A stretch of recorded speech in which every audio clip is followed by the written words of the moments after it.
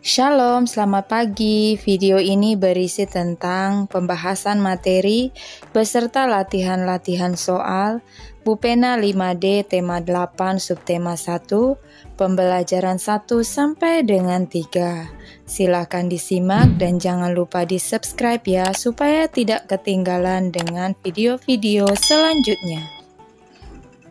Tema 8 subtema 1, manusia dan lingkungan. Pembelajaran 1, muatan bahasa Indonesia KD 3.8 dan 4.8, mengidentifikasi peristiwa dalam teks non-fiksi. Teks non-fiksi adalah teks yang dibuat berdasarkan fakta, realita, atau hal-hal yang terjadi dalam kehidupan sehari-hari. Biasanya, teks non-fiksi berisi informasi-informasi tentang suatu peristiwa. Salah satu cara mengidentifikasi teks adalah dengan membaca, kemudian mencatat gagasan pokoknya. Bupena 5D halaman 3 sampai dengan 4, latihan muatan bahasa Indonesia KD 3.8 dan 4.8. Bacalah teks di buku Bupena halaman 3 sampai dengan 4. Kemudian jawablah soal-soal di bawah ini. 1. Kerjakan soal-soal berikut. 1A. Mengapa air sangat dibutuhkan oleh makhluk hidup? Jawabannya, karena semua makhluk hidup di bumi membutuhkan air untuk kelangsungan hidupnya. 1B. Pembangkit apakah yang membutuhkan air sebagai energinya? Jawabannya, pembangkit listrik tenaga air atau PLTA. 1C. Apa manfaat air bagi manusia? Jawabannya, air dimanfaatkan untuk minum, mandi, memasak, mencuci, membersihkan lantai, menyiram tanaman, untuk menghasilkan listrik pada pembangkit listrik tenaga air atau PLTA, dan masih banyak lagi.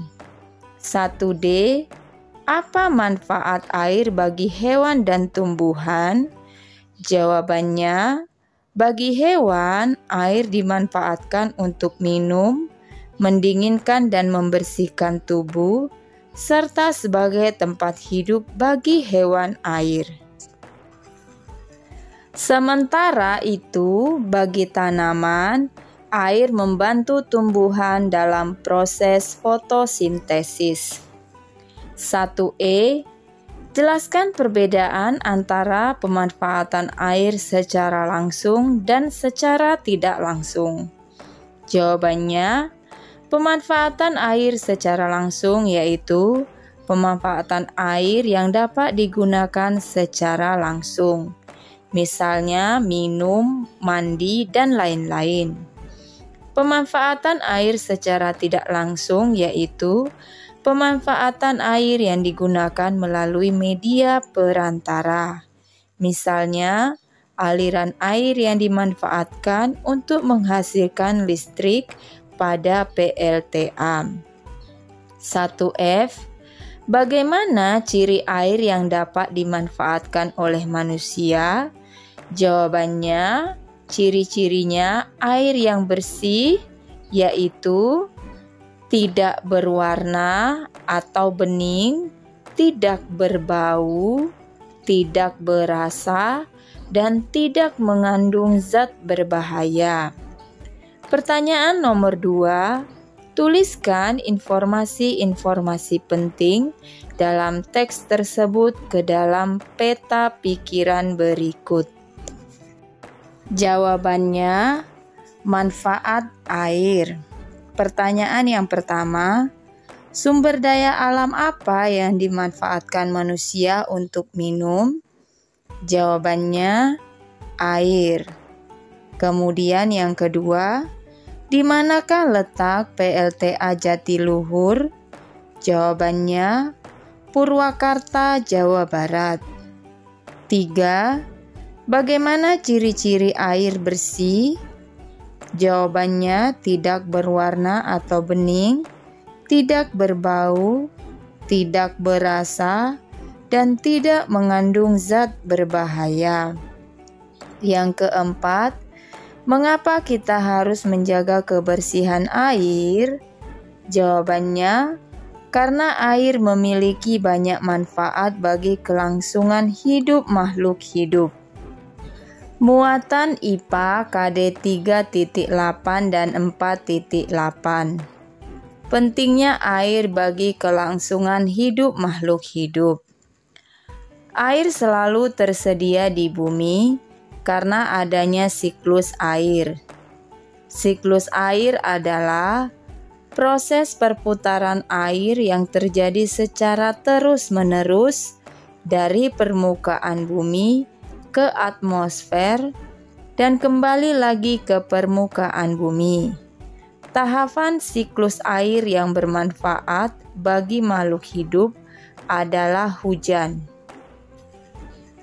Perhatikan gambar yang pertama. Berikut ini adalah contoh pemanfaatan air oleh makhluk hidup.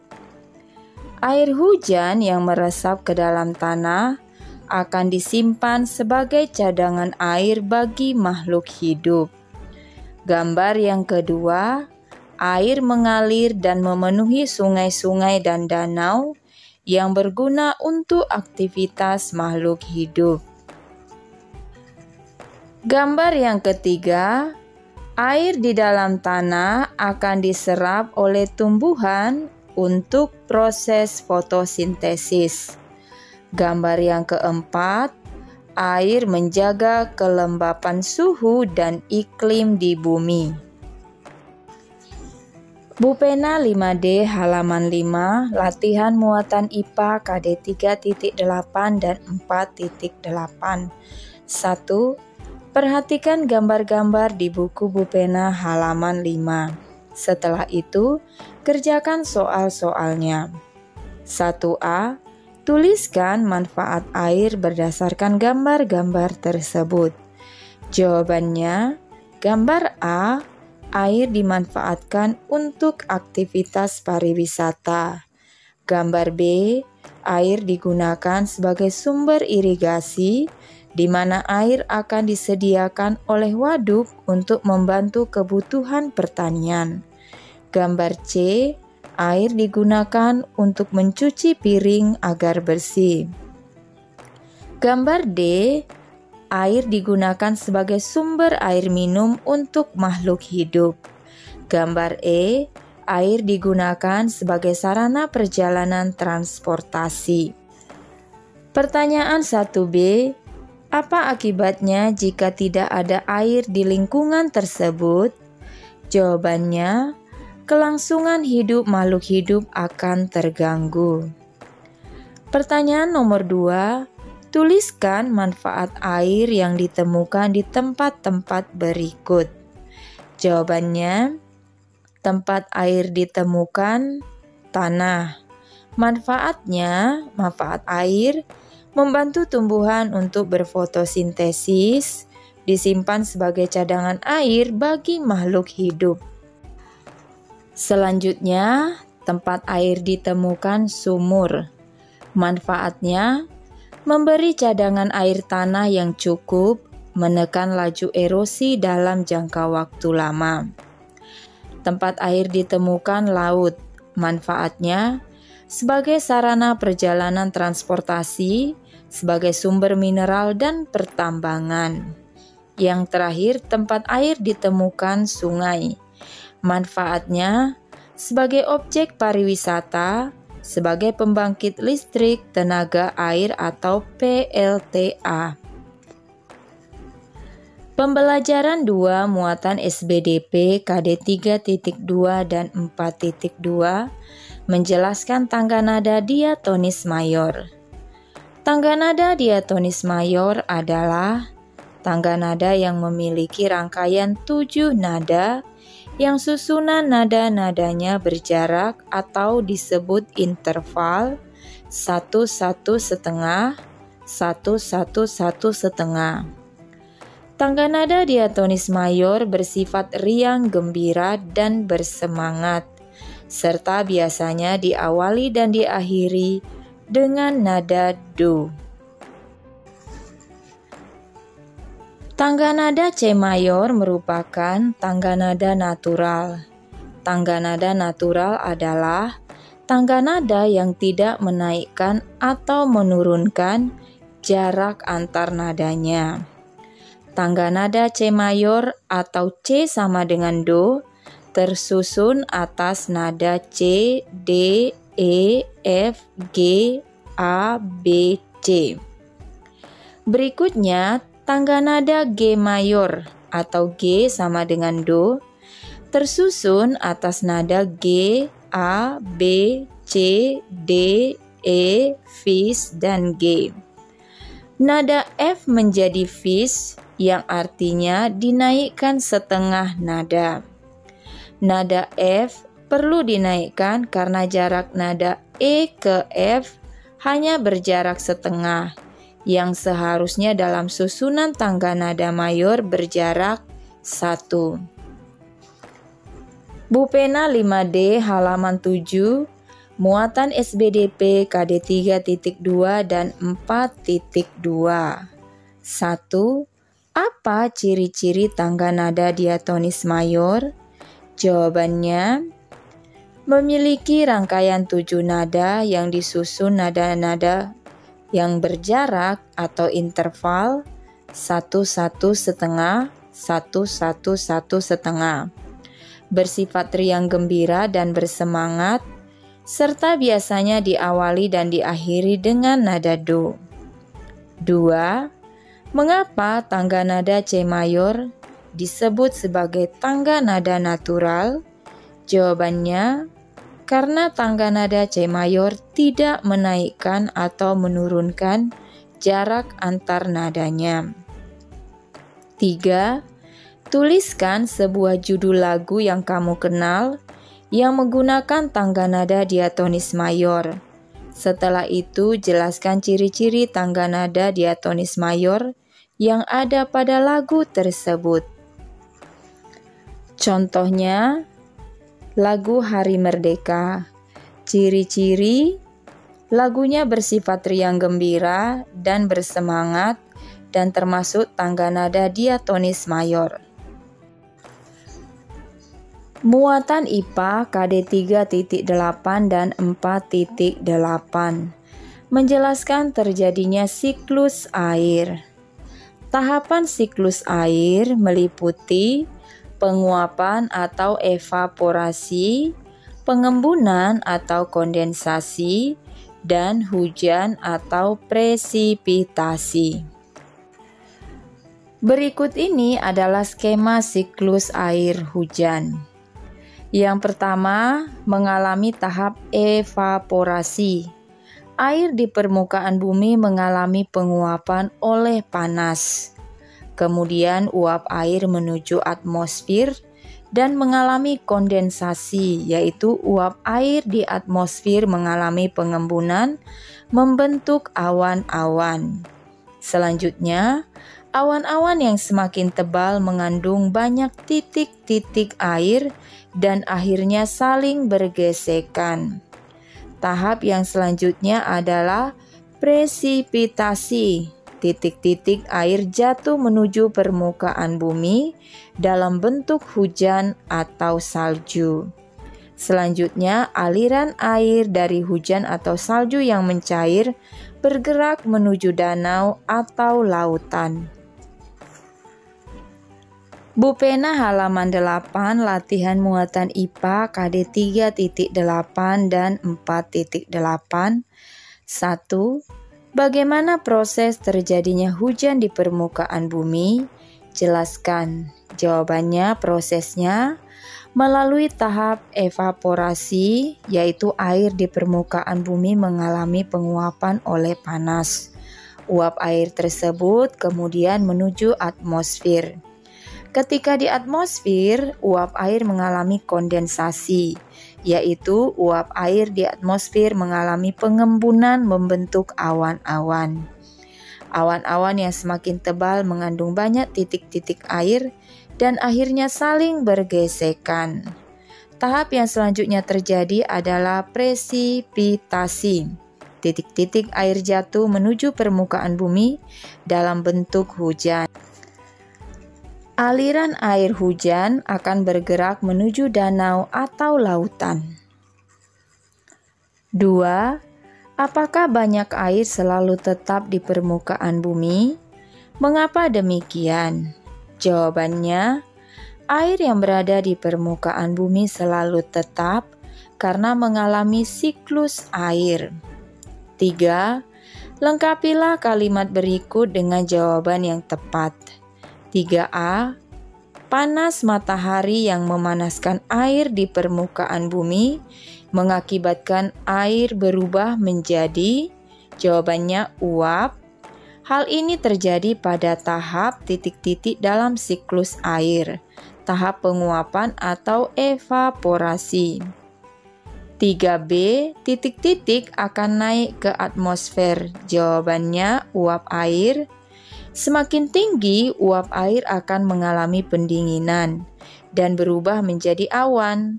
Tahap ini dinamakan, jawabannya pengembunan atau kondensasi. 3C, awan yang terbentuk semakin banyak. Jika awan tidak mampu lagi menampung, titik-titik air akan jatuh dalam bentuk, jawabannya hujan atau salju. Tahap ini dinamakan, jawabannya presipitasi. 4. Perhatikan gambar di buku Bu Pena halaman 8. Bagaimana proses terbentuknya salju? Jawabannya, tahap yang pertama adalah evaporasi. Air di permukaan bumi mengalami penguapan oleh panas. Uap air kemudian menuju atmosfer dan mengalami kondensasi. Uap air di atmosfer mengalami pengembunan membentuk awan-awan. Awan-awan yang semakin tebal mengandung banyak titik-titik air dan akhirnya saling bergesekan. Tahap selanjutnya adalah presipitasi. Titik-titik air jatuh menuju permukaan bumi dalam bentuk salju. Salju yang mencair bergerak menuju danau atau lautan. Pertanyaan 4B, tuliskan perubahan wujud yang terjadi pada proses tersebut. Jawabannya, perubahan wujud yang terjadi adalah evaporasi, kondensasi, dan presipitasi. 4C, menurutmu, daerah permukaan bumi manakah yang dapat mengalami turunnya salju? Jawabannya, daerah permukaan bumi yang memiliki dataran tinggi dan pegunungan. 5. Buatlah bagan sederhana mengenai siklus air. Setelah itu, jelaskan tiap-tiap tahap pada bagan tersebut. Sama seperti tadi ya, mengalami proses evaporasi, kemudian uap air menuju atmosfer dan mengalami kondensasi. Awan-awan yang semakin tebal mengandung banyak titik-titik dan akhirnya saling bergesekan. Kemudian mengalami proses presipitasi, titik-titik air jatuh menuju permukaan bumi dalam bentuk hujan maupun salju, dan aliran air dari hujan atau salju yang mencair bergerak menuju danau atau lautan. Jadi skema singkatnya, melalui tahap evaporasi, kemudian uap air menuju atmosfer dan mengalami kondensasi, yang selanjutnya mengalami proses presipitasi, titik-titik air jatuh menuju permukaan bumi dalam bentuk hujan atau salju.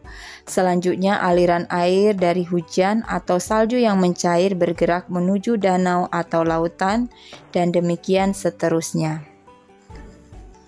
Muatan Bahasa Indonesia KD 3.8 dan 4.8 menuliskan peristiwa yang terdapat pada teks non-fiksi. Isi teks biasanya terdiri dari beberapa paragraf dan di dalam paragraf ada beberapa kalimat. Isi teks akan lebih mudah diingat apabila ditulis dalam bentuk peta pikiran. Peta pikiran adalah suatu bagan yang digunakan untuk menggambarkan berbagai gagasan suatu teks. Bupena halaman 9 sampai dengan 10, latihan muatan bahasa Indonesia KD 3.8 dan 4.8. 1. Lengkapilah peta pikiran berikut berdasarkan informasi pada teks tersebut. Teksnya berjudul Fenomena Hujan Es. Peta pikirannya adalah sebagai berikut.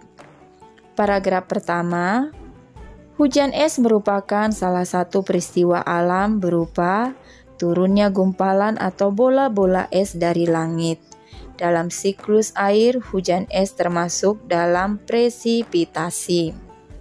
Paragraf yang kedua, hujan es biasanya disertai dengan angin darat kencang atau angin puting beliung. Turunnya hujan es ini dapat diprediksi dari sifat atau keadaan yang berada di sekitar kita. Paragraf yang terakhir, yang ketiga, beberapa hujan es telah terjadi di wilayah Indonesia, seperti Bandung, Banjarnegara, Medan, Madiun, Sumatera Barat, serta daerah lainnya. Ukuran yang pernah terjadi di Indonesia bervariasi, mulai seukuran biji jagung hingga bongkahan es. Pembelajaran 3 muatan bahasa Indonesia KD 3.8 dan 4.8. Menuliskan peristiwa yang terdapat pada teks non-fiksi. Peristiwa dalam teks non-fiksi dapat ditemukan dengan membaca teks secara seksama. Urutan peristiwa dalam teks dapat diketahui dengan cara membaca teks secara berurutan dari awal hingga akhir teks. Dalam mencatat peristiwa, kita dapat memetakannya dengan membuat kolom-kolom paragraf atau peta pikiran. Berikut adalah contoh peristiwa dalam teks. Ubah air laut jadi air tawar, bisakah? Di Lamongan bisa. Pada pembelajaran 2 dengan menggunakan kolom pada tabel. Di sini ada nomor 1, 2, 3, kemudian di atasnya judulnya ya. Peristiwa penting pada teks ubah air laut jadi air tawar. Bisakah? Di Lamongan bisa. Nah, kolom yang kedua ini pertanyaannya, siapa saja yang terlibat dalam peristiwa tersebut? Kemudian di sebelah kanannya adalah jawabannya. 2 pelajar SMA Negeri Lamongan, Jawa Timur. Salah satunya bernama Haki Hidayatullah. Pertanyaan yang kedua, apa penyebab peristiwa tersebut terjadi? Jawabannya krisis air. Pertanyaan yang ketiga, bagaimana cara penyelesaian pada peristiwa tersebut? Jawabannya, inovasi mengubah air laut yang asin menjadi air tawar, hanya dengan menggunakan media kaca dan matahari. Bupena halaman 11 sampai dengan 12, latihan muatan bahasa Indonesia KD 3.8 dan 4.8. 1. Buatlah tabel berisi daftar pertanyaan yang terdapat pada halaman sebelumnya beserta jawabannya sesuai teks. Judul teksnya, Mengenal Rumah Honai Suku Dani di Papua. Nah, berikut ini contohnya ya, bisa diletakkan pada tabel. Pertanyaan yang pertama, siapa saja yang terlibat dalam peristiwa tersebut? Jawabannya, suku Dani di Papua. 2. Apa penyebab peristiwa tersebut terjadi? Jawabannya, tidak memiliki cerobong asap. Yang ketiga, bagaimana cara penyelesaian pada peristiwa tersebut? Jawabannya, pintu Honai dibuka sebagai tempat keluarnya asap. Muatan PPKN KD 3.3 dan 4.3, keberagaman suku bangsa, rumah adat dan tari tradisional di Indonesia. Tiap pulau di Indonesia memiliki keberagaman seperti suku, rumah adat, dan tari tradisional. Hal inilah yang membuat Indonesia menjadi bangsa yang kaya akan budayanya. Contoh keberagaman yang ada di Indonesia sebagai berikut. Di Pulau Sumatera, contoh sukunya Aceh, Batak, Toba, Nias, Karo. Rumah adatnya contohnya rumah gadang, rumah bolon. Kesenian daerahnya ada tari seudati, tari piring, tari tortor. Yang kedua, Pulau Jawa, contoh sukunya suku Sunda, Baduy, Betawi, Jawa, Tengger. Rumah adatnya rumah adat Baduy, rumah adat Joglo, rumah adat Kesepuhan. Kesenian daerahnya ada tari jaipong, tari serimpi, tari merak. Yang tiga, di Pulau Kalimantan, contoh sukunya suku Ngaju, suku Dayak, Banjar, Lawangan, Bulungan. Rumah adatnya rumah Panjang, rumah Betang, rumah Banjar, rumah Lamin. Kesenian daerahnya ada tari seri kuning, tari jepin, tari gong. Yang nomor 4, Pulau Sulawesi ada suku Minahasa, Gorontalo, Mandar, Kaili, dan Bugis. Rumah adatnya rumah adat Tongkonan, Souraya, Laikas, rumah Bolang, Mongondo. Kesenian daerahnya tari Pajaga, tari Mahamba, tari Kipas. Pulau Nusa Tenggara dan Bali. Sukunya ada suku Bali, Sasak, Bima, Sumbawa, Flores. Rumah adatnya Gapura Candi Bentar, Sao Atamosa Laki Tanah, rumah Bale. Kesenian daerahnya ada tari kecak, tari pendet, tari barong, tari lenggo. Yang nomor 6, Pulau Papua. Sukunya ada suku Asmat, Dani, Korowai, Arguni, Bauzi. Rumah adatnya Honai. Kesenian daerahnya ada tari selamat datang, tari musyo, tari perang. Bupena 5D halaman 13 latihan muatan PPKN KD 3.3 dan 4.3. Pertanyaan 1A, tuliskan tari daerah yang berasal dari daerahmu. Jawabannya, tari persembahan dari daerah Bengkulu. 1B, apa ciri-ciri tarian daerahmu tersebut? Jawabannya, pada umumnya ditarikan oleh wanita dengan gerakan yang lemah gemulai, komposisi jumlah penari yang biasanya ganjil, properti tepak sebagai simbol penghormatan atau persaudaraan, diiringi dengan irama Melayu yang bertempo senandung. Muatan IPS KD 3.3 dan 4.3, jenis-jenis kegiatan ekonomi masyarakat Indonesia. Berikut ini adalah contoh-contoh kegiatan ekonomi. Gambar yang pertama pertanian dan perkebunan, yang kedua peternakan, dan yang ketiga perikanan. Gambar yang keempat perhutanan, dan yang kelima pertambangan. Bupena 5D halaman 15 latihan muatan IPS KD 3.3 dan 4.3. 1. Amatilah gambar-gambar di buku Bupena halaman 15. Setelah itu tuliskan hasil pengamatanmu pada kolom yang tersedia. Jawabannya 1A, jenis usaha pertanian. Hasil usaha, padi, sayur-sayuran, jagung. Manfaatnya sebagai sumber pangan. 1B, jenis usahanya peternakan. Hasil usaha daging dan telur. Manfaatnya sebagai sumber pangan. 1C, jenis usaha perkebunan. Hasil usaha teh. Manfaatnya diolah menjadi bahan baku teh. 1D, jenis usaha perikanan, Hasil usahanya ikan, manfaatnya sebagai sumber pangan.